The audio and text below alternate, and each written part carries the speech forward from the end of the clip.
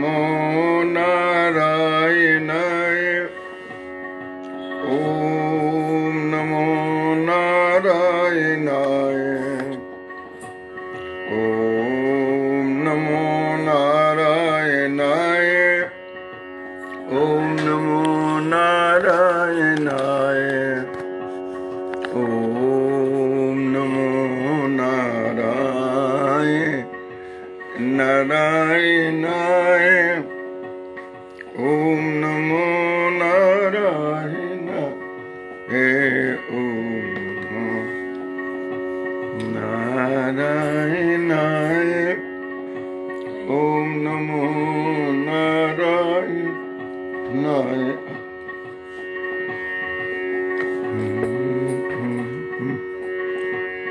ओम नमो नारायणाय।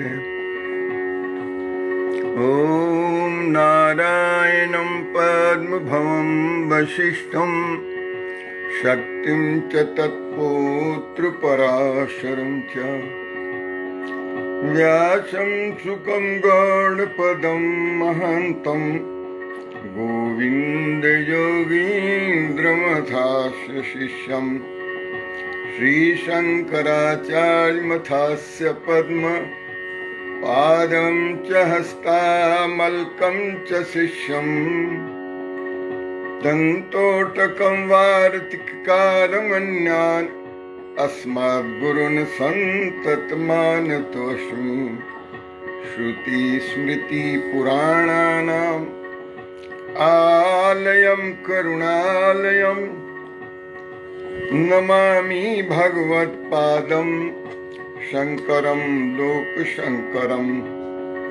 शङ्करं शङ्कराचार्यं केशवं बादरायणं सूत्रभाष्यकृतौ वन्दे भगवन्तौ पुनः पुनः। ईश्वरो गुरुरात्मेति मूर्तिभेदविभागिने व्योमवत् व्याप्तदेहाय दक्षिणामूर्तये नमः। ओम शांति शांति शांति। भगवान शंकराचार्य द्वारा रचित विवेक चूड़ामणि के स्वाध्याय रूपी इस ज्ञान यज्ञ में आप सबका हार्दिक अभिनंदन है, हार्दिक स्वागत है, हार्दिक अभिवादन है। आप सब भाग्यशाली हैं, भाग्यवान हैं, भाग्यवंत हैं, खुशकिस्मत हैं जो प्रतिदिन इस स्वाध्याय और सत्संग सभा में उपस्थित होकर अपने को धन्य कर रहे हैं, मुझे भी धन्य कर रहे हैं। इसलिए आप लोगों का धन्यवाद और बहुत बहुत अभिनंदन, बहुत बहुत प्रणाम। जिन लोगों को मैं देख रहा हूँ स्क्रीन पर, वो अजीत कुमार जी हैं नागालैंड से, और संजय शर्मा जी हैं, और अखिलेश कुमार जी हैं ओमन से, मिडिल ईस्ट से, और गुड़गांव से इधर मेरे ही गांव के मेरे भतीजे निर्मल पांडे हैं, मेरे भतीजे अनिल राय हैं बंगाल से, और सुशील कुमार राय जी हैं बलिया से, मेरे मित्र रविभूषण अस्थाना जी हैं, उनके आत्मज हैं रोहित अस्थाना जी, उनके माध्यम से। तो आप सबको मैं देख रहा हूँ, आप सबका हार्दिक अभिनंदन कर रहा हूँ, आप सबको प्रणाम। और संदीप सिंह बत्स जी को भी बहुत बहुत ढेर सारा आशीर्वाद प्रणाम। अखिलेश कुमार राय जी हैं ओमन से, उनकी सहधर्मिणी पूजा है। सब लोगों की उपस्थिति को अभिनंदन। तो आज आप लोगों ने देखा होगा कि आज मेरे पास हारमोनियम नहीं रखा है, और ये जो बज रहा है इसको भी मैं अब बंद कर दे रहा हूं, क्योंकि इसको यहाँ मेरे पास हारमोनियम नहीं है, और इसलिए नहीं है। धनंजय कुमार है, DK राय फ्रॉम गाजियाबाद। अच्छा जी धनंजय बाबू, बहुत अच्छा है, आप आ गए तो आपका भी बहुत बहुत स्वागत, बहुत बहुत अभिनंदन। जितने लोग आ जाते हैं, जितना इकट्ठा करना चाहें ले जा सकते हैं। यहाँ तो मुक्त हस्त से सब गुरुजनों का प्रसाद बट रहा है। मैं तो बीच में एजेंट बना हुआ। विष्णुकांत चौबे जी हैं, आपको भी प्रणाम। तो आज का जैसे मैंने नोटिफाई किया हुआ है आप लोगों को, कल से 4 दिवसीय छठी मैया का जो महापर्व है हम लोगों का, मुख्य रूप से बिहार और यूपी के पूर्वांचल और झारखंड, इन राज्यों से, इन अंचलों से जो लोग आते हैं उनके घर में तो कल से ही उत्सव, आज से ही उत्सव है, क्योंकि आज से ही गेहूं को धो के और उसको फैलाया गया है सुखाने के लिए। तो ये सारे जो उत्सव की प्रक्रिया प्रारंभ हो चुकी है। अशोक कुमार राय जी भी हैं, आपको भी प्रणाम। और ये सब में पूरा परिवार, समाज और राष्ट्र लगा हुआ है। धीरे धीरे धीरे धीरे इसका दायरा बढ़ रहा है। इस साल हम ये नहीं कहेंगे कि सबड्यूड है या लो कीपर है, उतना ही उत्साह है, उतना ही उमंग है, उसी तरह से भाव है। और भाव उत्साह है, उसको जो एक वैश्विक महामारी है वो भी है, लेकिन उसको लोगों ने किया है कि चलिए आप थोड़ी देर के लिए शांत रहिए। हमें ये डॉक्टर अभिलाषा द्विवेदी जी हैं, तो इनकी भी उपस्थिति को प्रणाम है। ये भी विदुषी हैं हमारे समाज में, और बहुत दूर दूर तक ये प्रकाश में लाती हैं हमारे जो वैदिक जितने टेक्स्ट्स हैं, शास्त्र हैं, उनके सारे कंटेंट्स को, इंटेंट्स को, उसके प्रयोजन को, उसके संबंध को बताते हैं। तो मैं, जैसा कि मैंने नोटिफाई किया हुआ है कि आज विवेक चूड़ामणि के, आप लोगों को ये भी बताया, विवेक चूड़ामणि जो है ये आदि गुरु स्वामी शंकराचार्य जी द्वारा रचित अनुपम ग्रंथ है। और 1200 साल पहले ये रचा गया है। 1200 साल के बाद जैसे वेद हमारा है और वेदांत है, तो शायद ही कोई व्यक्ति है हमारे हिंदू संस्कृति में, सनातन संस्कृति में, जो वेद से प्रभावित ना हो, वेदांत से ना प्रभावित हो। उसी तरह से जब सनातन और हिंदू पुनर्जागरण का अभियान चलाया, आदि गुरु शंकराचार्य जी ने पुनर्स्थापित किया हिंदू धर्म को और सनातन धर्म जिसम का। दुर्गा प्रसाद राय जी, आपको भी बहुत बहुत प्रणाम। आप श्रेष्ठ होंगे तो भी प्रणाम, आप मेरे से कनिष्ठ होंगे तब भी प्रणाम, क्योंकि प्रणाम का भी अर्थ कुछ सब लोगों को धीरे धीरे पता हो ही गया है कि प्रणाम किसको बोलते हैं, अभिनंदन किसको बोलते हैं। तो शायद ही पिछले 1200 वर्षों में कोई व्यक्ति हो संस्कृत वांग्मय को पढ़ने वाला, जानने वाला, जो इससे टच्ड ना हुआ हो, विवेक चूड़ामणि ने जिसको संस्पर्श ना किया हो, समझे, शायद ही कोई हो।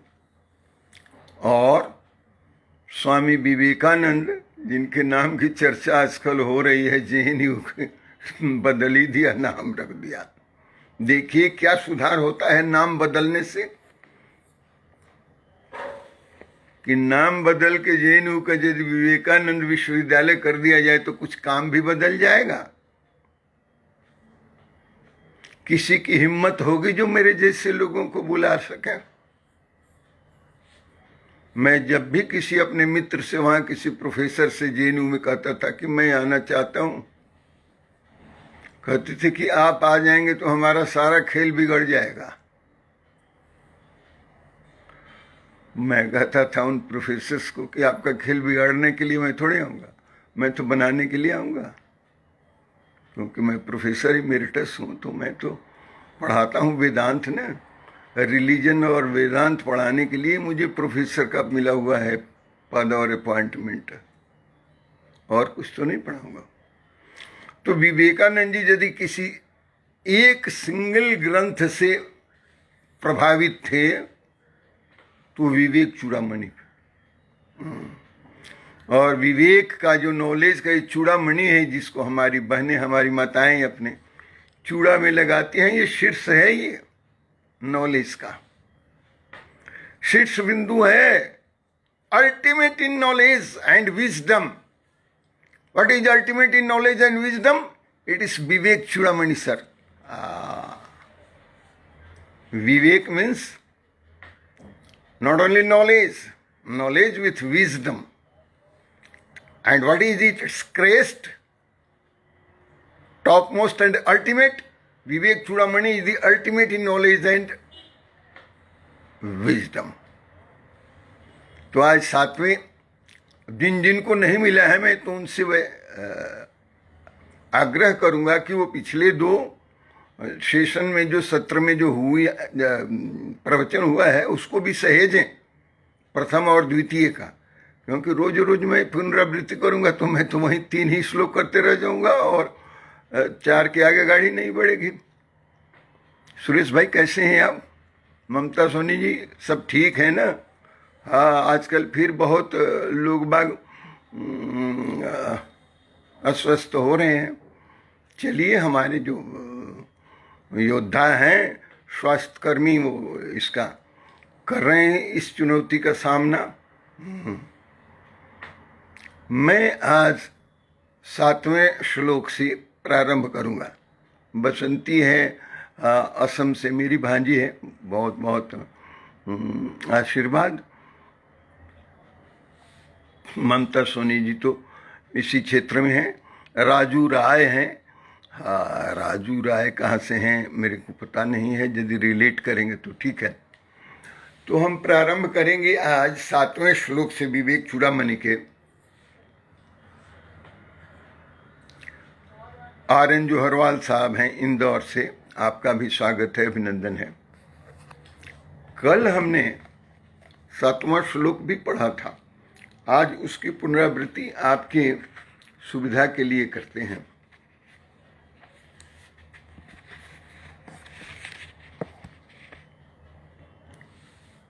पहले ही कह देते हैं कि जंतु नाम नर जन्म दुर्लभम। सभी जीवों में, सभी जंतुओं में, सभी 84 लाख योनियों में सबसे दुर्लभ जो है, दुर्लभ और श्रेष्ठ। कई चीजें दुर्लभ होती हैं लेकिन श्रेष्ठ नहीं होती हैं। ये दुर्लभ भी है और श्रेष्ठ भी है। कौन सा? जिसको तुलसीदास जी कहते हैं कि बड़े भाग मानुष तन पावा। मनुष्य का शरीर मिलना परम सौभाग्य की बात है। कहते हैं कि सैकड़ों करोड़ों जन्मों के बाद कहीं ये अवसर मिलता है, मनुष्य योनि में उत्पन्न होते हैं। उसके मनुष्यत्वम, मुमुक्षत्वम और महापुरुष संश्रया, फिर मोक्ष की इच्छा होना। दुर्लभम त्रम एतत्, ये 3 दुर्लभ है। मनुष्यत्वम, मनुष्य का शरीर मिलना, मोक्ष की इच्छा होना। नहीं तो आप तो गीदड़ की तरह भागे फिरेंगे कि कहीं से बूटी में हिस्सा मिले। गीदड़ जानते हैं किसको कहते हैं अंग्रेजी में? सियार को। सियार अंग्रेजी नहीं है, सियार तो हमारे यहाँ की बस है। और गीदड़, गीदड़ शिकार नहीं करता है। शेर और बाघ जो शिकार करते हैं और छोड़ देते हैं ना, तो उस उच्छिष्ट में से वो शेयर करता है, लेकिन नोच के भागता है सियार। कुछ हड्डी और कुछ मांस के टुकड़े। क्योंकि वो कोई रिस्क नहीं लेता। गीदड़ सियार इसीलिए कहते हैं। जहां हिम्मत की बात आएगी गीदड़ सियार की बात नहीं होगी। गीदड़ सियार तो अपने फायदे की बात करेगा, नोच के लेकर भागेगा।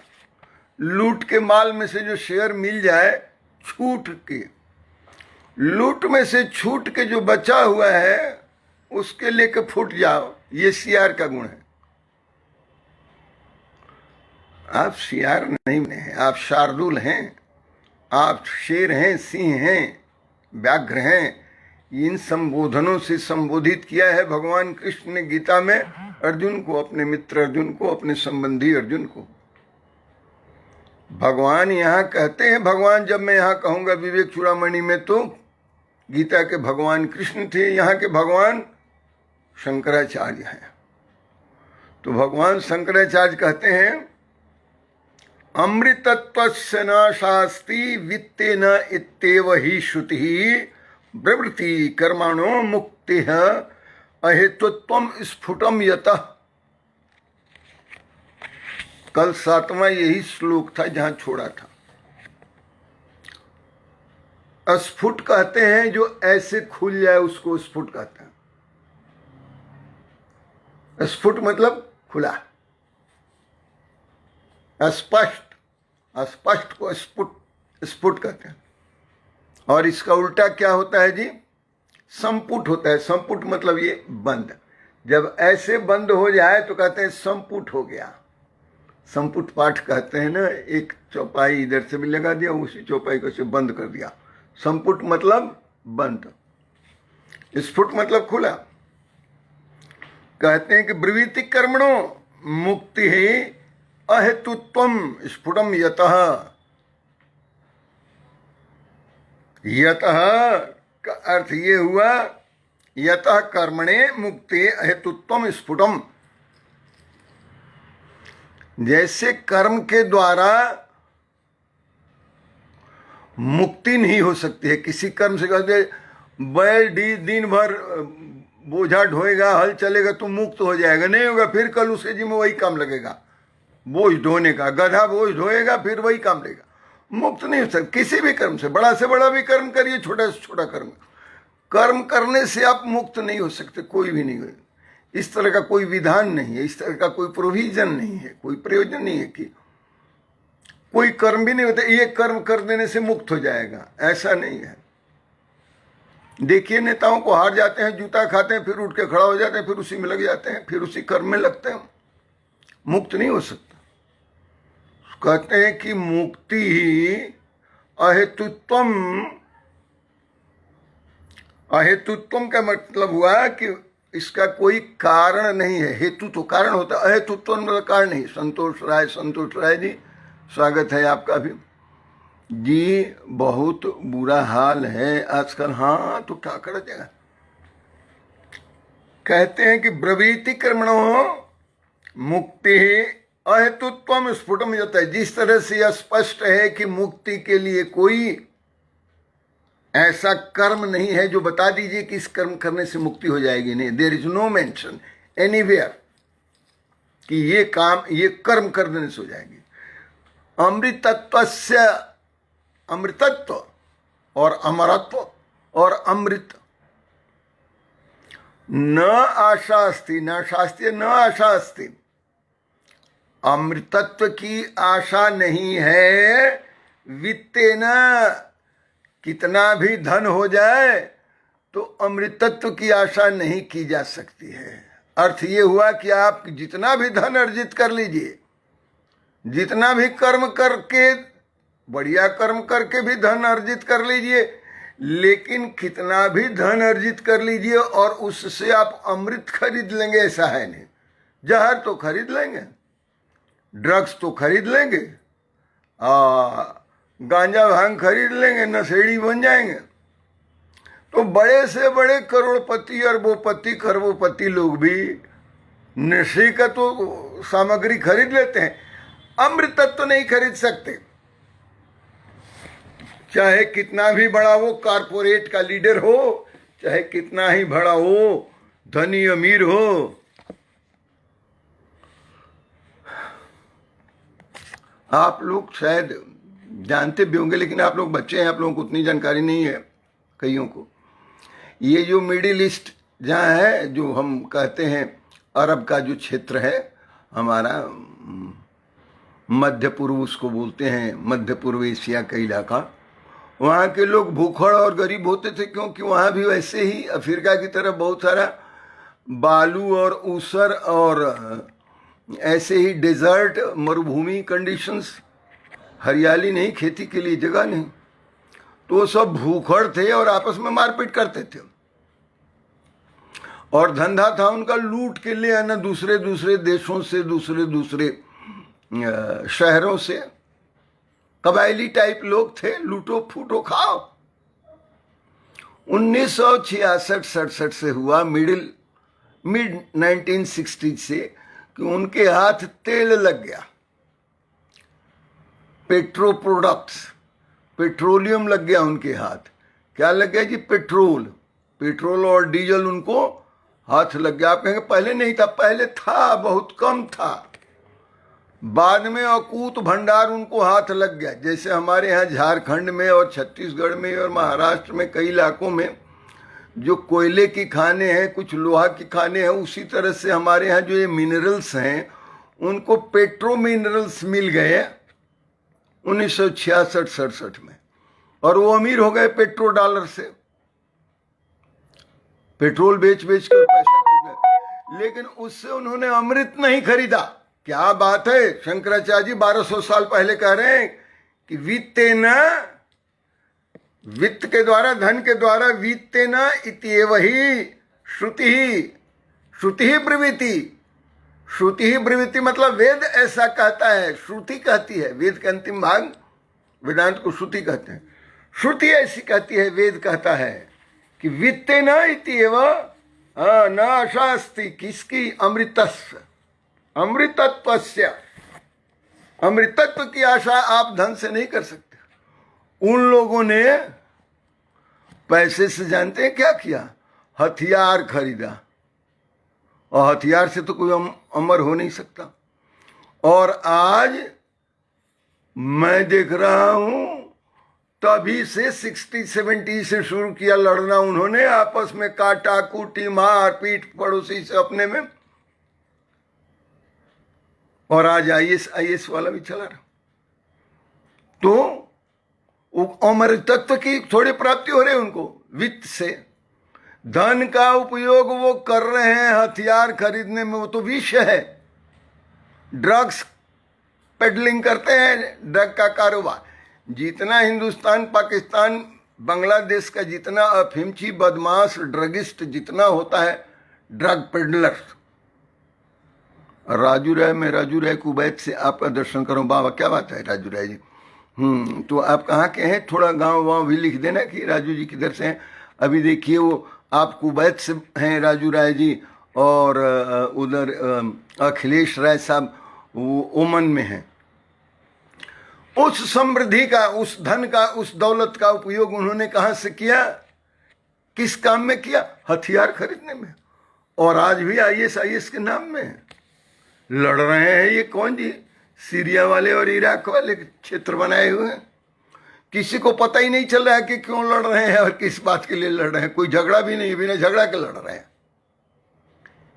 ये यदि मुफ्त में मिल जाए, माले मुफ्त और दिले बरहम वाली बात है।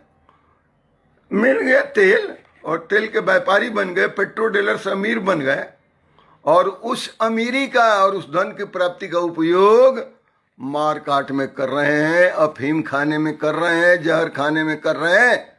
इसलिए भगवान के अमृतत्वस्य नाशास्ति, अमृतत्व की आशा बिल्कुल नहीं है। किससे? वित्ते न, धन से अमृतत्व नहीं खरीदा जा सकता है। श्रुति कहती है, श्रुति प्रवृत्ति ही कर्मणो मुक्ति अहेतुत्वम स्फुटम यतः। जिस तरह से श्रुति कहती है कि जैसे कर्म करने से कोई भी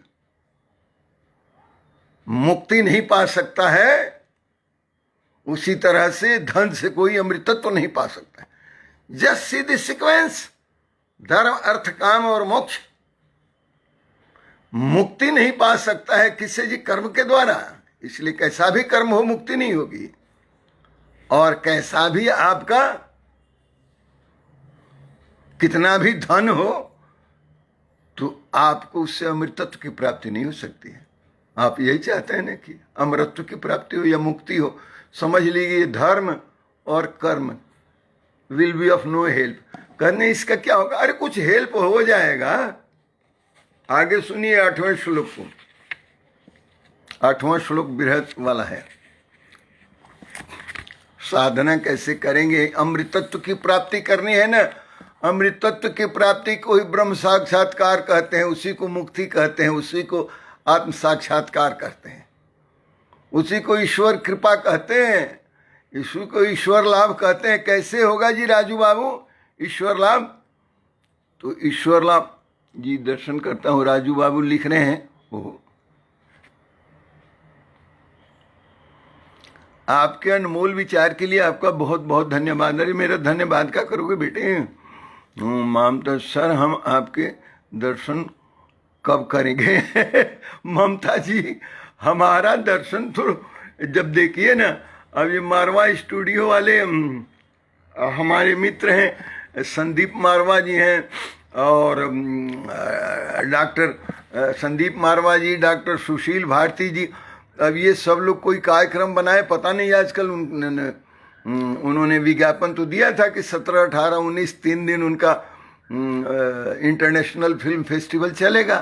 तो उसमें मुझे भी जाना था, मैं चाहता था जाने के लिए। मेरी जो 1-2 फिल्में हैं उनको बनाने का जो संकल्प है, लेकिन अब आना तो मुश्किल हो रहा है ना, कैसे जाएंगे? सब लोगों का आना जाना बंद है, तो ऑनलाइन ही होगा।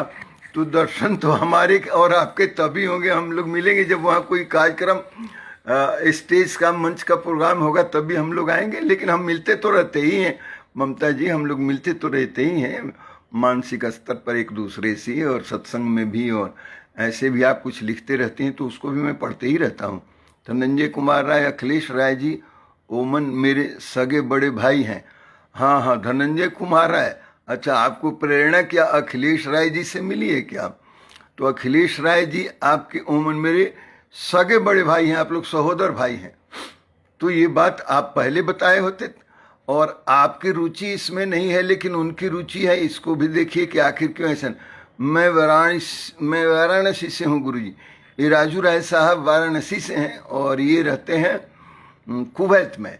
और धनंजय कुमार राय जी मेरे भाई पहले से ही हैं मेरे ग्रुप में, फेसबुक ग्रुप में तो ये कम एक्टिव हैं, लेकिन व्हाट्सएप में थे और कई अन्य सभाओं में भी मिलते रहे हैं मंचों पर। तो मेरे से इनकी मित्रता तो है। तो छोटे हमारे मित्र कैसे बनेंगे, लेकिन हाँ मेरे बहुत नज़दीक में है धनंजय कुमार राय जी। और अभी इन्होंने बताया कि इनके बड़े भाई हैं अखिलेश कुमार राय जो वहाँ ओमन में हैं। ये भी बड़ी बहुत खुशी की बात है जान के। और मनोज राय जी हैं। तो ये ज्ञान जो है अब बता रहे हैं भगवान शंकराचार्य। कई लोग कहते हैं कि जब आप नाम वगैरह पढ़ते हैं बीच में तो व्यवधान हो जाता है। व्यवधान तो ये तो एक्सेप्टेबल लिमिट में है ना। मैं आधे मिनट में लोगों का नाम पढ़ देता हूँ और उनके जो कंटेंट्स है वो भी पढ़ देता हूँ। तो कुछ लोग कह रहे हैं कि मेरे दर्शन कब होंगे। अब मेरे दर्शन तो हो ही रहे हैं रोज। हम आप मिल ही रहे हैं। कभी जब चाहे टेलीफोन पर भी बात कर सकते हैं, मैं उपलब्ध रहता हूँ। मेरे प्रोफाइल में भी टेलीफोन है, ऐसे भी आप पूछेंगे तो मैं बता देता हूँ। तो थोड़ा व्यवधान तो होता है, लेकिन लोगों से मुझे रिलेट भी तो करना है ना, संबंध भी तो जोड़ना है ताकि मैं जिससे बतिया रहा हूँ पता चले। 8वां श्लोक सुनिए ध्यान से। भगवान कहते हैं नहीं, भगवान शंकराचार्य कहते हैं, अतो विमुक्तये प्रयतेत विद्वान संन्यस्त ब्रह्माह्यार्थ सुख स्पृहंसन संतम महांतम समुपेत्य देशिकम तेनोपदिष्टार्थ समाहितात्म समाहित आत्मा। देखिए, सब शब्दों का भी तो अर्थ जानना है, भाव भी तो जानना है। अतो कहते हैं कि अतः देयरफॉर विमुक्तये प्रयतेत विद्वान। विद्वान यानी बुद्धिमान।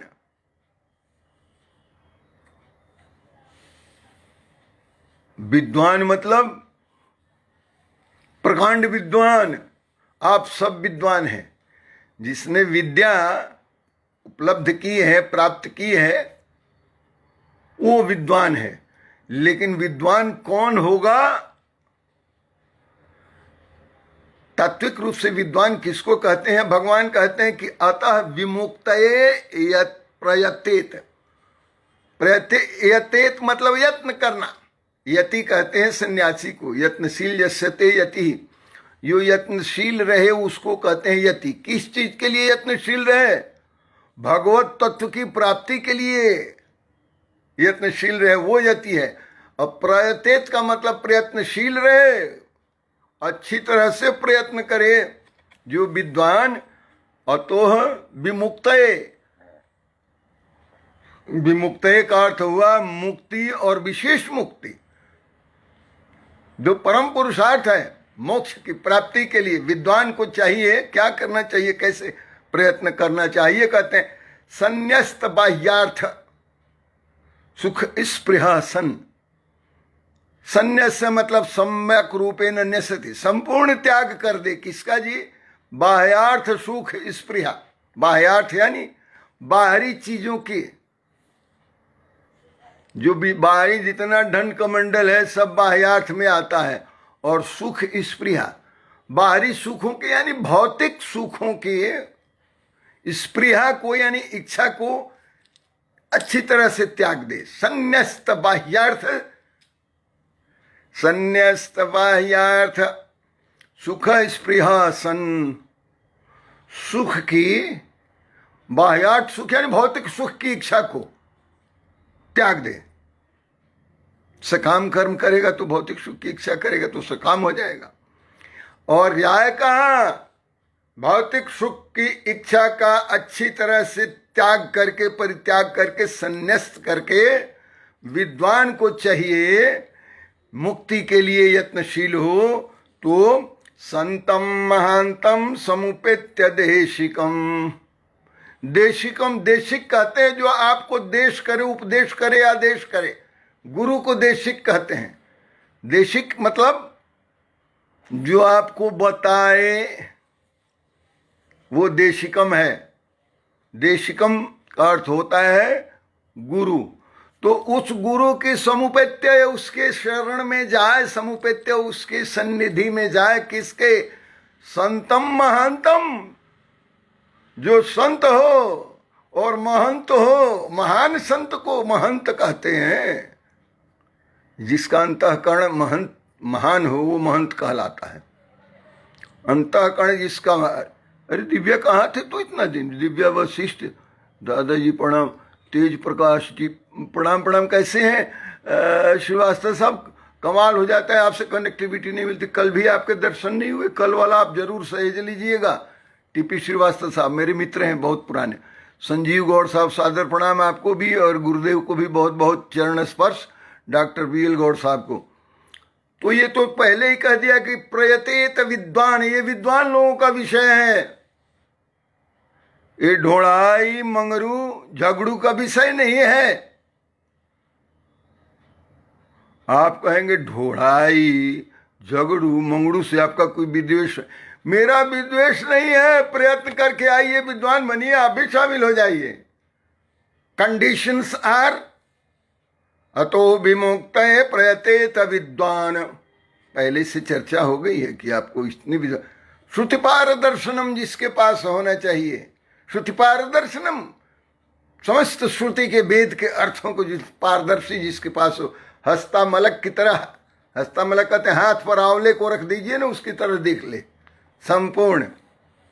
सिंगर देवेंद्र गिरी जी कैसे हैं जी बेटे? आप अच्छे हैं देवेंद्र? हाँ ठीक हैं, बहुत अच्छा है। तो कहते हैं अतो विमुक्त प्रयतेत विद्वान। इस तरह से विद्वान लोगों को चाहिए प्रयत्न करना, प्रयत्नशील होना चाहिए मुक्ति के लिए, संपूर्ण रूप से मोक्ष प्राप्ति के लिए। संन्यस्त बाह्यार्थ सुख स्पृहसन, बाह्यार्थ यानी बाहरी अर्थों के, यानी बाह्य सुख यानी भौतिक सुख के साधनों के लिए जो आपकी स्पृहा है, इच्छा है, उसको संन्यस्त कर दीजिए, त्याग दीजिए।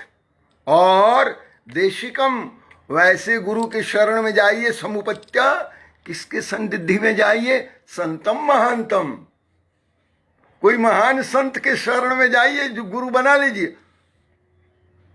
आप कहेंगे कि आपने बनाया थे जी, मेरे गुरुजी महान संत थे। संतम महानतम थे, महामंडलेश्वर थे, दशम महामंडलेश्वर कैलाश आश्रम ऋषिकेश के। मैं उनका शिष्य हूं और बहुत कुछ नहीं, सब कुछ मेरे झोली में भर दिया गुरुजी ने और कहा कि जाओ बांटो। और ये भी कहे कि जितना बांटोगे वो घटेगा नहीं और बढ़ेगा। लो, तो हमारा तो हिम्मत और बढ़ गया। गुरुजी हमारा झोली भर दिए आशीर्वाद से, ठूस ठूस के उसमें लाद दिए। कहे कि ये बोझ ढोना नहीं है, बांटना है, और बांटने से ये घटेगा नहीं, ये दिन दिन बढ़ते सवाई।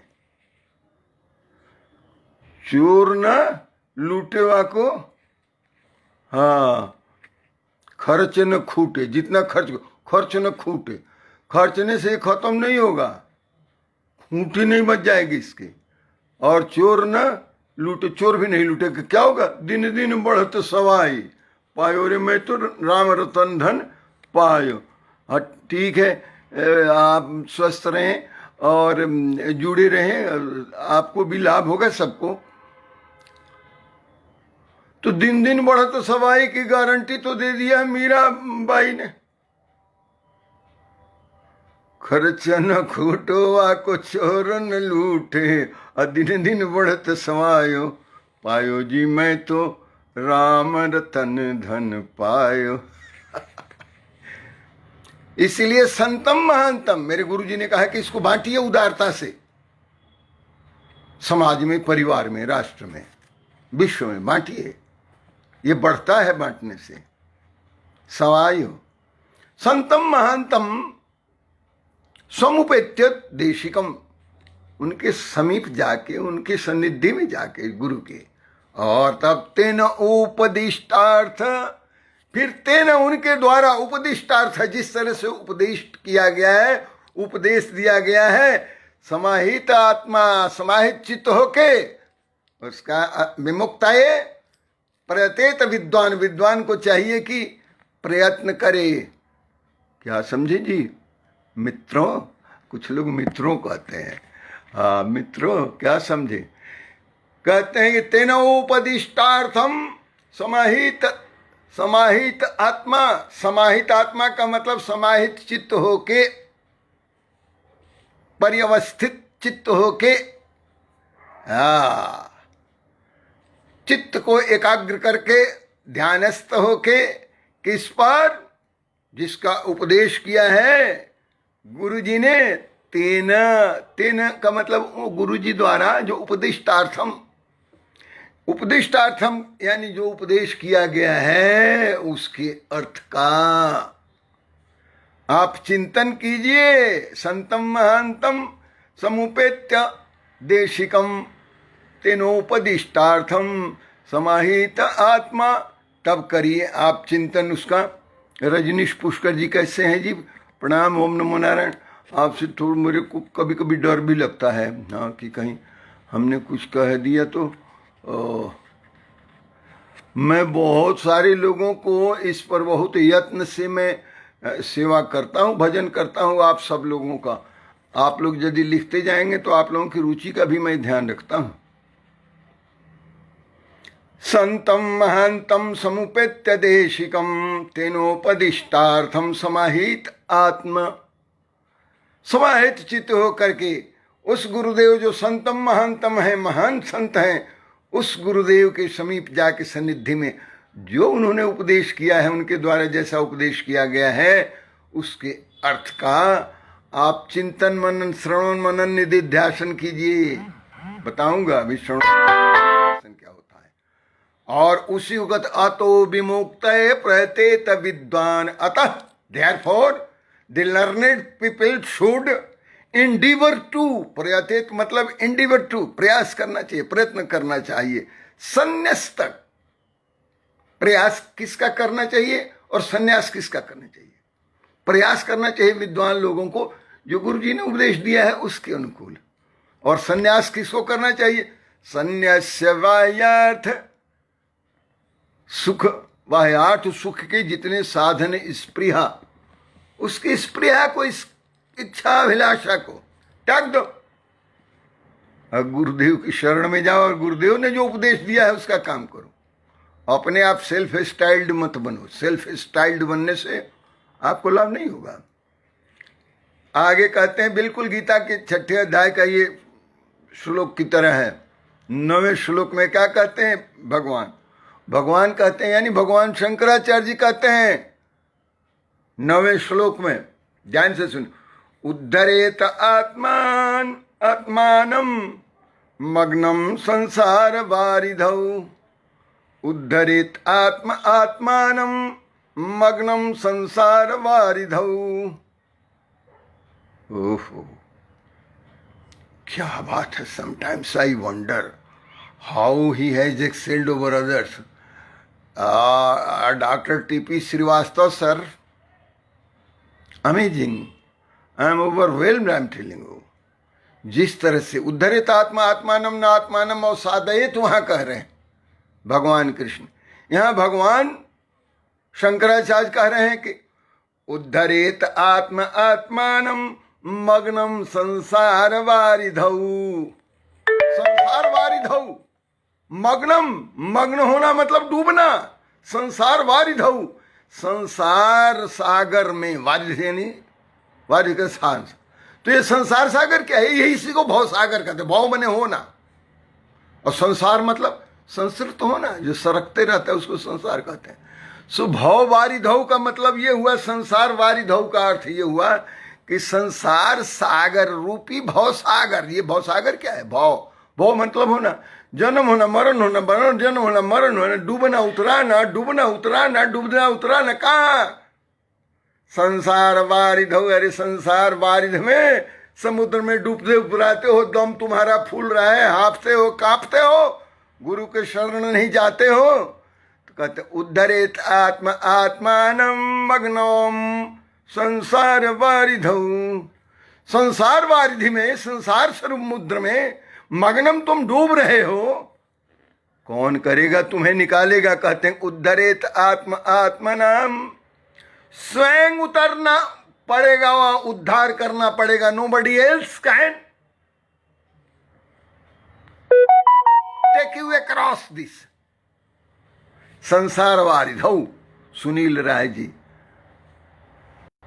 इस संसार वारिध से, जन्म मरण का जो भवबंध है जिसको कहते हैं, इसमें जो हम डूब रहे हैं, मग्नम संसार वारिधौ कहते हैं, जो हम डूब रहे हैं, बीगिस कहते हैं कि उद्धरेत आत्मानम मग्नम संसार वारिधौ। उद्धरेत, उद्धार करे, आत्मानम स्वयं, उद्धरेत आत्मानम स्वयं से आपका उद्धार करे, तैर के। कैसे करना पड़ेगा जी? बड़ा मुश्किल है, हमें तो आता ही नहीं कि कैसे पार करें। उद्धरेत आत्मानम मग्नम संसार वारिधौ। तो कहते हैं कैसे? योगारूढ़त्वम आसाद्य, योगारूढ़त्वम आसाद्य सम्यक दर्शन निष्ठया। निष्ठा क्या होनी चाहिए? सम्यक दर्शन की। सम्यक दर्शन यानी संपूर्ण दर्शन। संपूर्ण दर्शन यानी होलिस्टिक व्यू। होलिस्टिक व्यू लेना पड़ेगा। सम्यक दर्शन कहते हैं होलिस्टिक व्यू। सम्यक यानी संपूर्ण दर्शन, दृष्टि, संपूर्ण दृष्टया। किसके प्रति? निष्ठा। सम्यक दर्शन निष्ठया, संपूर्ण दर्शन की, सम्यक दर्शन की निष्ठा के साथ। देखिए, प्रयोजन की सिद्धि जो है और प्रयोजन की अल्टीमेट जो होती है प्रकाष्ठा, उसको निष्ठा कहते हैं। तो जो निष्ठा क्या है? निष्ठा तो है मोक्ष की, मुमुक्षा की। मुमुक्षत्व आप है ना, तो आपकी सत्यनिष्ठा और इंटीग्रिटी ये नहीं है कि इंटीग्रिटी जो एसीआर में लिखते थे सरकार के प्रति और कंपनी के प्रति, नहीं। ये स्वयं के प्रति जो मुक्ति बोध के प्रति आपकी निष्ठा है, सम्यक निष्ठा। सम्यक यानी संपूर्ण, होलिस्टिक। सम्यक दर्शन निष्ठया योगारूढ़ आसाध्य, योगारूढ़ की तरह स्थित हो के, आसाध्य मतलब स्थित, योगारूढ़ जैसे हुआ जाता। आप कहते हैं कि हर बात में आप योग को लेकर पहुंच जाते। अरे मैं नहीं लेके पहुंचता हूं ना, सारे विद्वान लोगों का मत है। 18 योग पढ़ाया है भगवान कृष्ण ने गीता में, उसी की बात कर रहे हैं। फिर शंकराचार्य जी, योगारूढ़ आसाध्य, योगारूढ़त्वम आसाध्य, योगारूढ़त्वम, जैसे योग आरूढ़ हो जाता। आरूढ़ कहते हैं ना घोड़े के नीचे बैठने का नहीं, घोड़े के ऊपर जब चढ़ जाते हैं तो आप अश्व आरूढ़ हो जाते हैं, अश्वारूढ़ हो जाते हैं। अश्व पर आरूढ़ होना, अश्व को पकड़ के पैदल चलना नहीं है। अश्व पर आरूढ़ होने का अर्थ है घोड़े पर चढ़ जाना। उसी तरह से योगारूढ़ का मतलब होता है योग पर आप कमांड कर लें। योग पर कमांड करने का अर्थ हुआ आप अपने बाह्यांतर सभी इंद्रियों पर भी आप ईश्वरत्व प्राप्त कर लें, कब्जा कर लें, कमांड कर लें। उसको कहते हैं योगारूढ़त्वम आसाध्य, योगारूढ़ की तरह आसीत होके, आसन्न होके, योगारूढ़ की तरह स्थित होके, और फिर सम्यक दर्शन के साथ, सम्यक दर्शन निष्ठया उसके साथ, इसमें तब तो उद्धार होने वाला है। कैसे होगा जी? 10वें में कहते हैं, आइए। आप कहते हैं बड़ा बड़ा पुनरावृत्ति करते हैं। पुनरावृत्ति इसलिए किया जाता है कि मंत्र आपके अंदर तक पहुंचे, अंतःकरण तक, और वो जाकर उस पर वृत्ति बनाए, सत्य की वृत्ति बनाए, आपको आरूढ़ करा दे योग पर। इसलिए बार बार ये बात कही जा रही है।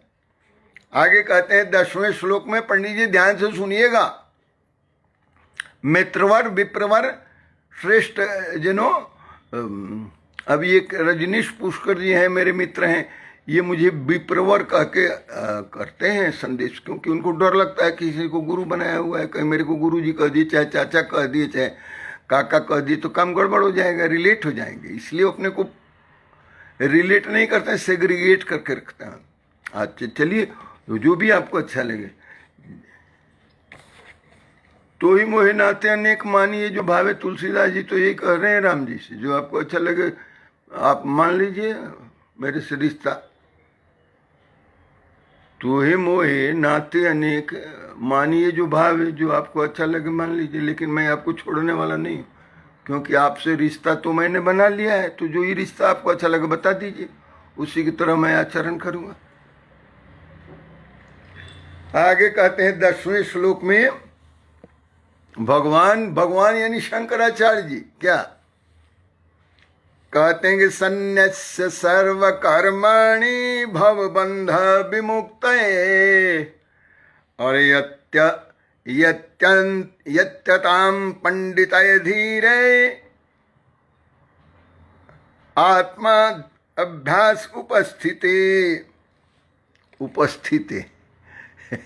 भगवान कहते हैं कि सन्न्यस्य सर्व कर्माणि, सन्न्यस्य मतलब त्याग करना, having renounced all actions, having renounced all actions, संन्यस्त सर्व कर्माणि का अर्थ ये हुआ, सभी कर्मों का संन्यास करते हुए, त्याग करते हुए, सम्यक त्याग करते हुए, और भाव विमुक्तये, और इस भावबंध से जिसकी बात संसार वारिधौ कहा और उद्धरित आत्मा आत्मानम कहा कि भावबंध में मुक्ताये, इस भावबंध से मुक्ति के लिए, ठीक से मुक्ति के लिए, मोक्ष के लिए, सन्न्यस्य सर्व कर्माणि, सब पहले तो सभी कर्मों का त्याग करो, सभी कर्मों का मतलब सभी सकाम कर्मों का, निष्काम कर्मों का नहीं। निष्काम कर्म तो चलते रहेगा, नित्य कर्म तो चलते रहेगा। जो सकाम कर्म है, इनिशिएटिव्स हैं, उनका त्याग करने का है इसका अर्थ। ये मत समझ सब कर्मों का कैसे आप त्याग करेंगे, आप मरिए जाएंगे। आप जब तक जीवन है सभी कर्मों का त्याग नहीं हो सकता है। सकाम कर्मों का त्याग हो सकता है, निष्काम कर्म तो चलते रहेंगे। जो आपके नित्य कर्म है वो तो चलते ही रहेंगे। इसलिए संन्यस्य सर्वकर्माणि का अर्थ हुआ सभी कर्मों का त्याग, यानी सभी सकाम कर्मों का त्याग करके, और तब भवबंध में मुक्त, भवबंध से छूटने की, मुक्ति होने की आप क्या करें जी? यत्यताम पंडित धीरे, जो धीर है विद्वान, ऐसे धीर तथा पंडित यानी विद्वान जो साधक है, वो वेदांत में कथित जो है आत्माभ्यास उपस्थिति, उसमें जो लिखा हुआ है वेदांत में, यहां सीधे कहते हैं कि पंडिताय आत्माभ्यास उपस्थिते।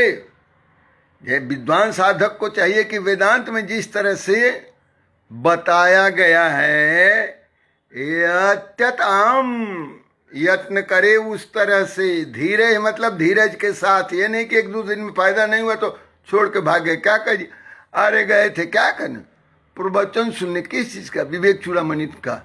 तो क्या हुआ, अरे छोड़ो यार, रोज एक ही बात बताते हैं तो मेरे को तो, मैं तो तंग आके भाग गया, ऊब गया था। रोज वही धीर कहते हैं, रोज वही वीर कहते हैं, रोज वही अध्यास कहते हैं, विन्यास कहते हैं, मेरे को जचा नहीं। तो क्या हुआ, मैं तो छोड़ के भाग गया। अब 3 दिन में तुम्हें क्या मिलना है? मिठाई मिलनी है, भाग गया से। पागल आदमी।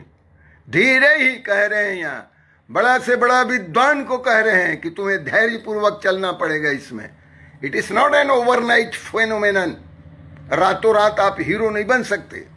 Nobody can make you hero overnight, at least in this field, इस क्षेत्र में। क्षेत्रज्ञ को समझना पड़ेगा। संन्यस्य सर्वकर्माणि का अर्थ हुआ समस्त सकाम कर्मों का त्याग करते हुए भवबंध विमुक्त, भवबंध से छुटकारा पाने के लिए और संसार वारिध को पार कर जाने के लिए यत्यताम, यत्न करे, यत्न करना चाहिए उसको।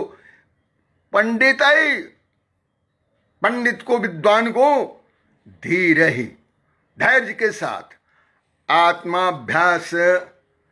फिर आत्माभ्यास का अर्थ हुआ कि आपको अभ्यास करना चाहिए जैसे वेदांत में बताया है। और गुरु जी के पास गए हैं, यानी कि गुरु जी के पास एक दिन गए, उसके बाद फ्री हो गए, घूम रहे हैं।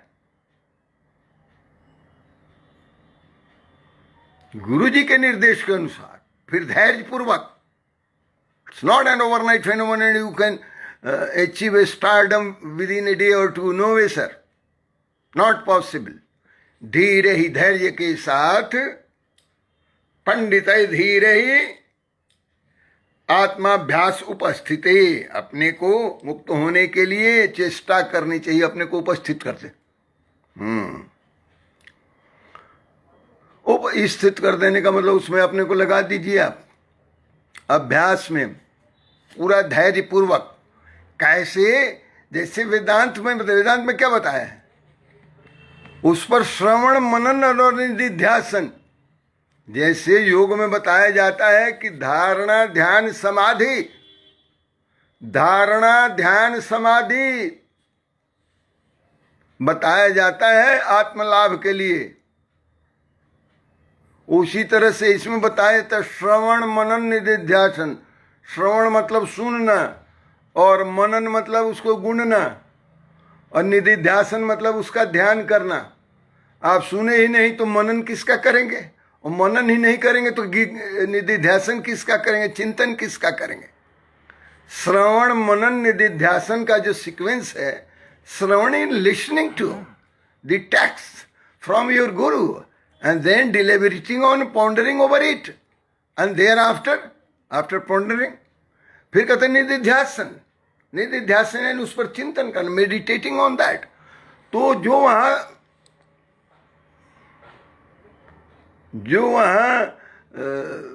आपके धारणा ध्यान समाधि में है, वही प्रोसेस वही प्रक्रिया वेदांत में भी है। धारणा ध्यान समाधि की प्रक्रिया को यहाँ कहते हैं श्रवण मनन निधिध्यासन। तो श्रवण क्या करना है? गुरु से। किसका? वेदांत का। क्या वेदांत का? वेद वाक्य जो है, महावाक्य है वेदों के, चारों वेद के। क्या? तत्त्वमसि अहम ब्रह्मास्मि, अयम आत्मा ब्रह्म, प्रज्ञानम ब्रह्म, ये 4 वेद वाक्य हैं, चारों वेदों के महावाक्य हैं। इनको सुनना गुरु जी से, इस पर मनन करना और इस पर चिंतन करना। कहते हैं ये आत्मानम उपस्थिते, आत्माभ्यास उपस्थिते, ये करना। क्या रजनी जी, आप मेरे लिए गुरु ही हैं, जो ज्ञान दे वो गुरु है। हाँ, वो तो बहुत सारे गुरु होते हैं, जो ज्ञान दे वो सब गुरु ही होते हैं। क्या है? आप ही बताइए क्या कहलाना पसंद करेंगे? मैं भी तो थोड़ा आप की तरह ही क्रांतिकारी साधक हूँ। तो आपकी क्रांति, आप यहाँ क्रांतिकारी साधक की जरूरत। मैं क्रांतिकारी नहीं हूँ, मैं आतंकवादी भी नहीं हूँ। सत्य को सत्य कहना मेरी आदत है, क्योंकि सत्य को कभी बदला नहीं जा सकता। वो तो आपके सत्य अलग नहीं होता है ना, मेरा सत्य सत्य तो सबके लिए एक ही होता है। और वो तो आप अपना एक उसको क्या बताएं, आप सत्य की साधना में लगे हुए हैं, अपने एक से आपको कोई नहीं चाहिए, तो you don't need that, you are free. उसमें क्या बात है? आपको गुरु नहीं चाहिए, सब लोगों को गुरु नहीं चाहिए। रमन महर्षि को किसी गुरु की जरूरत नहीं थी। वो पूर्व जन्म के संस्कार से ही इतने परिपक्व साधक हो गए थे कि उनको समाधि लग गई बिना किसी गुरु के ही। रामकृष्ण परमहंस के लिए चल के गए थे स्वामी तोतापुरी पंजाब से। Everybody does not need a गुरु। तो ठीक है, आप प्रकांड पंडित भी हैं और आप बड़े तपस्वी भी हैं, आपके उच्च संस्कार भी हैं, तो आपको नहीं चाहिए तो कोई ज़बरदस्ती आपके पास थोड़ी जाएगा। रमन महर्षि को तो 16 वर्ष की आयु में समाधि लग गई थी और उनको नहीं। लेकिन everybody can not become Raman महर्षि, लेकिन ये भी तो समबडी कैन बिकम ऑल्सो। तो आपको तो अपना सामर्थ्य देखना है। आप बहुत ज़्यादा सामर्थ्य हैं, तो जैसे लिखा सरोकार भवबंधन में मुक्त पंडित ही धीर ही, तो आप पंडित पहले ही से हैं और धीर पहले ही से हैं, तो you don't need any buddy guidance also. किसी की आपको गाइडेंस की जरूरत नहीं है। आज का आखिरी आप लोग बताएंगे कि यदि पेट भर जाए मन भर जाए, लेकिन इसको कहते हैं कि राम कथा जी सुनत अघाएं। ये राम जी की कथा नहीं है, ये तो तत्व विवेचन है। और इसलिए इसको तो ग्राह्य होना चाहिए और सुग्राह्य होना चाहिए, और फिर आपके अंतःकरण में इसको उतरना चाहिए। और आज 1 2 3 रहने दीजिए या आगे चला जाए, बताइए।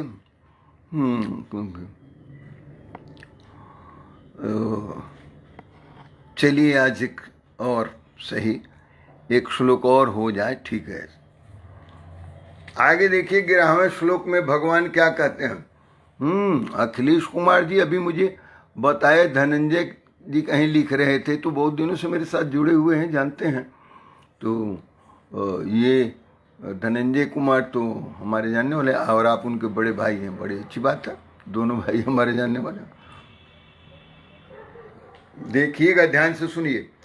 चित्तस्य शुद्धये कर्म न तु वस्तु उपलब्धये, चित्तस्य शुद्धये कर्म न तु वस्तु उपलब्धये, वस्तु सिद्धि विचारेण न किंचित कर्म कोटि भी। यहाँ कहते हैं भगवान शंकर कि चित्तस्य शुद्धये कर्म, कर्म क्यों किया जाता है? Why one has to undertake actions and work. क्यों कर्म किया जाता है? कर्म करने से चित्त की शुद्धि होती है। सीधे यहां कहते हैं चित्त की शुद्धि यानी अंतःकरण की शुद्धि होती है। किससे जी? कर्म करने से। अर्थात चित्तस्य शुद्धये कर्म, कर्म क्यों करते हैं? चित्त की शुद्धि के लिए करते हैं। तो सबसे आवश्यक है कि चित्त की शुद्धि क्यों हो?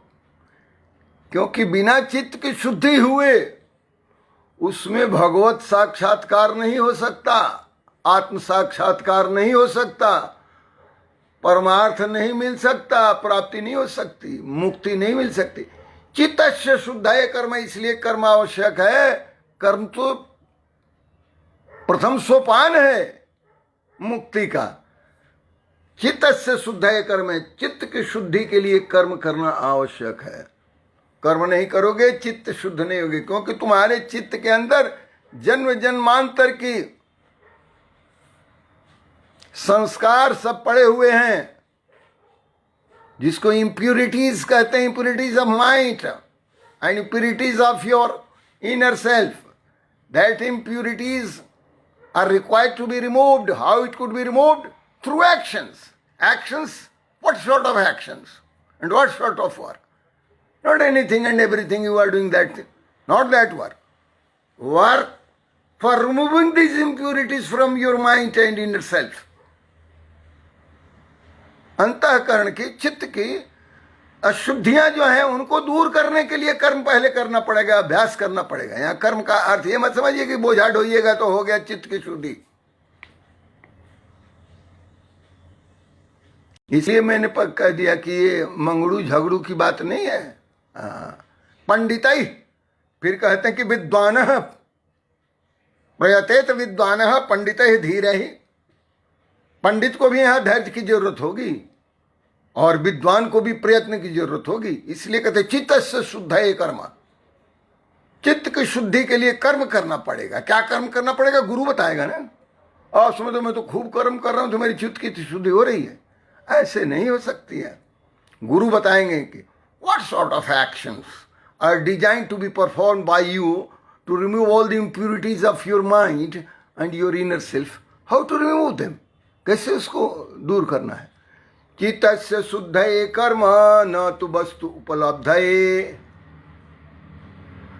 कर्म से वस्तु की उपलब्धि नहीं होगी। वस्तु उपलब्धि का अर्थ होता है आत्म साक्षात्कार को वस्तु उपलब्धि कहते हैं। वस्तु उपलब्धि मतलब वास्तविक उपलब्धि, यानी रियल सेल्फ को जानना, रियलिटी को जानने के लिए कर्म की नहीं जरूरत है।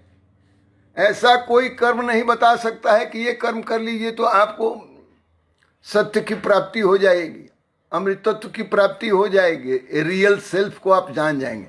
कहते हैं न तो वस्तु उपलब्ध है। वस्तु उपलब्धि कहते हैं ईश्वर लाभ को।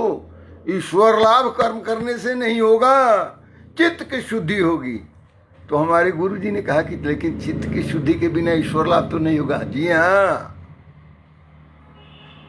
हमारे पुजारी जी हमारे आश्रम में मैं प्रवचन कर रहा था, कहे कि प्रभु जी लेकिन चित्त की शुद्धि आवश्यक है ना। मैंने कहा मैंने तो नहीं कहा कि आवश्यक नहीं, चित्त की शुद्धि आवश्यक है, इसलिए कर्म आवश्यक है। सीक्वेंस ये है कि किसी कर्म से वस्तु उपलब्धि हो जाएगी, ये नहीं है। मैं थोड़ी कह रहा हूं, तो भगवान शंकराचार्य कर रहे हैं।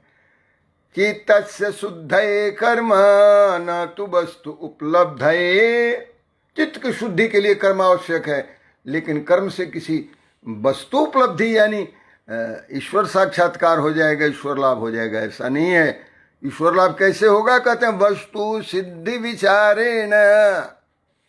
वस्तु सिद्धि है, ईश्वर लाभ है, वस्तु उपलब्धि है, परमात्मा साक्षात्कार है, आत्म साक्षात्कार है। ये कैसे होगा? कहते हैं विचारेण। विचारेण मतलब आपके थॉट से होगा, आपके विचार से होगा, यानी आपके विवेक से होगा, ज्ञान से होगा। विचार को सिर्फ एनी व्यू एंड एनीथिंग नहीं समझ लेना है। वस्तु सिद्धि विचारेण, ज्ञान और विवेक से ही वस्तु सिद्धि होगी, परमात्मा का साक्षात्कार होगा, ईश्वर लाभ होगा। वस्तु सिद्धि विचारेण न किंचित कर्म कोटि भी।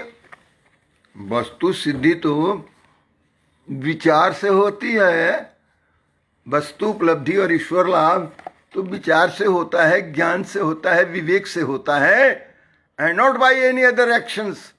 वस्तु सिद्धि विचारेण कहते न किंचित कर्म कोटि भी।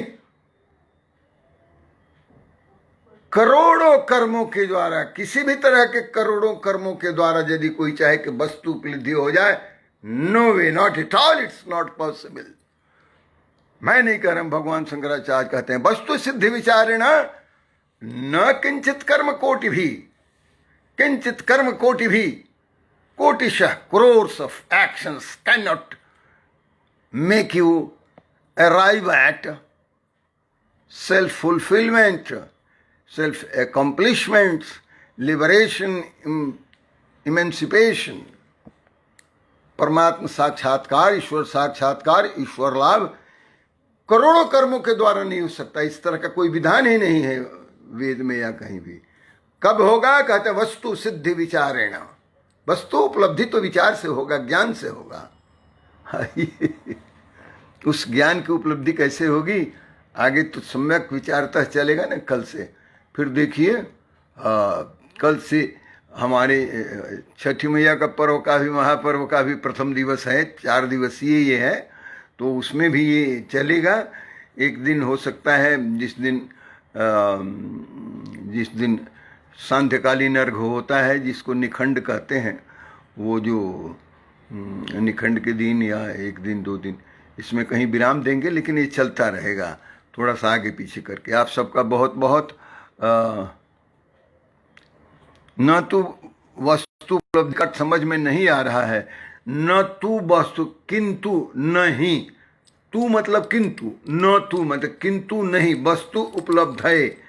वस्तु उपलब्ध है का मतलब किंतु वस्तु उपलब्धि नहीं हो सकती। चित्त से शुद्ध है कर्म का अर्थ हुआ कि चित्त की शुद्धि के लिए कर्म किया जाता है, लेकिन न तू वस्तु, लेकिन वस्तु उपलब्धि के लिए नहीं का अर्थ हुआ। वस्तु उपलब्धि कहते हैं आत्म साक्षात्कार, ईश्वर साक्षात्कार। वस्तु कहते हैं तत्व को, और उसी तत्व को कहते हैं ब्रह्म। तो यहां वस्तु सिद्धि का अर्थ हुआ ब्रह्म की उपलब्धि, आत्म साक्षात्कार, ईश्वर लाभ, उसको वस्तु उपलब्धि कहते हैं। और फिर इसी को आगे कहते हैं कि वस्तु सिद्धि विचारेण। वस्तु सिद्धि यानी ब्रह्म की प्राप्ति, ईश्वर प्राप्ति, आत्म साक्षात्कार, ये सब एक ही। और मैं तो 8 एक भाष्य कर रहा हूं आपको। चित्त से शुद्ध है कर्म, चित्त की शुद्धि के लिए कर्म करते हैं। कर्म चित्त की शुद्धि के लिए है, न तो वस्तु उपलब्ध है, लेकिन वस्तु की उपलब्धि के लिए नहीं है। अर्थ हुआ कि कर्म से आप चित्त की शुद्धि तो कर सकते हैं, वस्तु की उपलब्धि नहीं होगी कर्म से। न तो वस्तु उपलब्ध है का अर्थ हुआ गया। But actions are required to be taken for removal of impurities of your mind. चित्त की शुद्धि के लिए कर्म जरूरी है। चित्त से शुद्ध है कर्म, न तो वस्तु, लेकिन not for obtaining this state of mind, not for obtaining ईश्वर, भगवान के लिए, ब्रह्म की प्राप्ति के लिए, ब्रह्म साक्षात्कार के लिए बिल्कुल नहीं है। न तू का अर्थ ये हुआ, न तू वस्तु उपलब्ध है का अर्थ हुआ कि वस्तु की उपलब्धि के लिए नहीं है। वस्तु उपलब्धि का अर्थ होता है ब्रह्मत्व की प्राप्ति। वस्तु वही है। एक हमारे मित्र हैं इसमें क्या नाम है उनका, रजनीश पुष्कर जी, तो वो अपना सत्य को लेकर एक झंडा घूम रहे हैं। उसी सत्य को वस्तु उपलब्धि कहते हैं। सत्य की प्राप्ति और सत्य का साक्षात्कार करने के लिए वस्तु उपलब्धि कहते हैं। वस्तु सिद्धि विचारेण, सत्य की प्राप्ति, ईश्वर की प्राप्ति, ब्रह्म की प्राप्ति तो विचार से ही होगा। विचार यानी ज्ञान, विवेक। हाँ, अभी बताएंगे ना कौन से ज्ञान। न किंचित कर्म कोटि भी, करोड़ों कर्मों से नहीं हो सकता है वस्तु सिद्धि। वस्तु सिद्धि का अर्थ होता है ब्रह्म की प्राप्ति। अब ब्रह्म कहीं है थोड़े, वो तो आप में है, आपको अपने को प्राप्त करना है। इसीलिए इसका नाम आत्मलाभ भी कहा, ईश्वर लाभ भी कहा। ईश्वर लाभ और आत्मलाभ एक ही है। ब्रह्म दर्शन और ईश्वर दर्शन एक ही है, परमात्मा दर्शन एक ही है। नहीं तो यदि अल्लाह मियाँ किसी दिन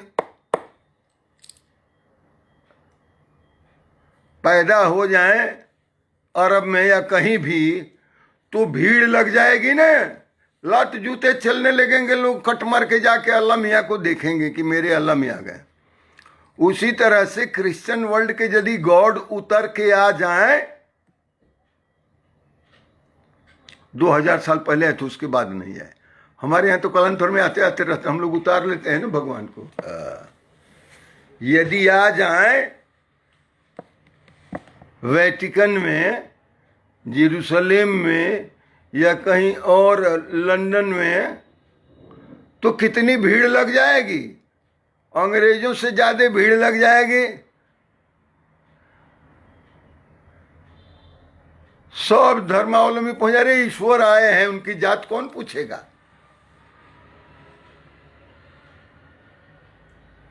जात नहीं पूछते न ईश्वर का। राम जी क्षत्रिय कुल में उत्पन्न हुए, यादव कुल में उत्पन्न हुए कृष्ण भगवान, किसी ने उनके जात थोड़ी पूछा। ब्राह्मण लोग भी वैसे ही उनके पूजा करते हैं, चाहे राम जी की चाहे कृष्ण जी की, क्योंकि वो तो अवतार हैं। भगवान को जाति पाति के बटखरे में मत रखिए। हाँ, भानु सिंह जी बात समझ आ रही है। हाँ तो बहुत अच्छा है, आप लोगों का बहुत बहुत धन्यवाद और बहुत बहुत साधुवाद। और लेकिन हाँ, कठिन तो है, लेकिन हम इसको तो आपको पहले टेबल बनाएंगे ना, सुगम बनाएंगे, सुग्राह्य बनाएंगे। मेरा काम तो है, मैं तो भाष्य का भाष्य करने के लिए हूँ ना, कि जो भाष्य है ये सब वेद का ही भाष्य है। ये जो आप पढ़ रहे हैं, आप वैदिक टेक्स्ट तो नहीं पढ़ रहे हैं, वेद के सार पढ़ रहे हैं या। और लोग गीता का सार लिखने लगते हैं without having read Gita. Gita बिना पढ़े हुए गीता का सार लिखने लगते हैं। यार मुझे तो उनके सार लिखने पर मुझे शर्म आती है। बिना गीता को पढ़े जाने और गीता का सार लिख दिए, और किसी ने एक उल्टा सीधा लिख दिया, उसी का आप रेप्लिकेशन करने लगे, डुप्लीकेशन करने लगे। ये क्या बकवास है। सब कुछ समझ आएगा, हम तो प्रयास यही करते हैं। इसीलिए मैं हिंदी में भी कभी कभी, भोजपुरी में भी कभी कभी, संस्कृत में भी कभी कभी, इंग्लिश में भी बोलता हूँ, क्योंकि मेरे ऑडियंस में बहुत सारे बाहर के लोग भी हैं, फॉरेनर्स भी हैं, सुनते हैं। कई लोगों ने लिखा हमको कि हम आपके फ्रेंड बन जाएं। हमने कहा नहीं, आपको फ्रेंड बनने की जरूरत नहीं, you are free to watch और हियर माई डिस्कोर्सेस। आप मेरे मित्र नहीं बन सकते, तो मैं नहीं बनाता हूँ। बहुत सारे फॉरेनर्स पीछे पड़ जाते हैं कि नहीं जी, मैं भी आपका मित्र बनना चाहता हूँ। और जिनको मैं मित्र बनाना चाहता हूँ, डर के मारे भागे फिरते हैं, कहीं ऐसा मेरा धर्म न बदलवा दें। बहुत सारे क्रिश्चियन और मुस्लिम्स मेरे से ये डरते हैं कि यदि मैं उनको कन्विंस कर दूं कि कैसे भगवान होता है, तो उनके अपने धर्म के प्रति आस्था खत्म हो जाएगी। मैं आपको चुनौती देके चैलेंज के साथ कहता हूं, यदि मेरे साथ वो मेरा प्रवचन महीना 2 महीना सुन लिया, तो उसके अपने धर्म के प्रति आस्था समाप्त हो जाएगी। जिसको उसने धर्म समझ रखा है, पता उसको चलेगा कि यार ये हम तो चेफुआ पकड़ के रखे थे, या तो हम तो अपने पजामा का नाड़ा पकड़ के, तो धर्म है ही नहीं। ये है हमारा, ये सारा वेद का सार है। समस्त वेदांत सार संग्रह भूतम है ये। सार संग्रह भूतम का मतलब ये हुआ, this is essence of all Vedantas, Vedantas are essence of all Vedas. ये आपको समझना पड़ेगा। तो आप समझ रहे हैं, अध्ययन कर रहे हैं क्या? ये वेदाध्ययन है, ये वेदाध्ययन, वेद का अध्ययन आप कर रहे हैं, वेद का सार पढ़ रहे हैं। और इसलिए कहीं कहीं मुश्किल लगता है कि वेद के टेक्स्ट को उतना इलेबोरेट करना और उतना उसको स्फुट करना आसान नहीं है, क्योंकि ये जो वेद है 4th डायमेंशन में जाके उसको उतारा गया है, तुरीय अवस्था में जाके, और आप एक ही अवस्था में इसको सब समझ लेना चाहते हैं। इतना आसान थोड़े। हाँ, कठिन है, लेकिन हम आपके लायक बनाते हैं ना इस विद्या को, भागना थोड़े इससे। बहुत बहुत धन्यवाद आप सबका।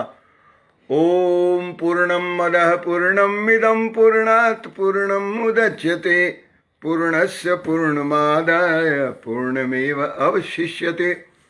ओम शांति शांति शांति। ओम शांति शांति शांति। ओम नमो नारायण।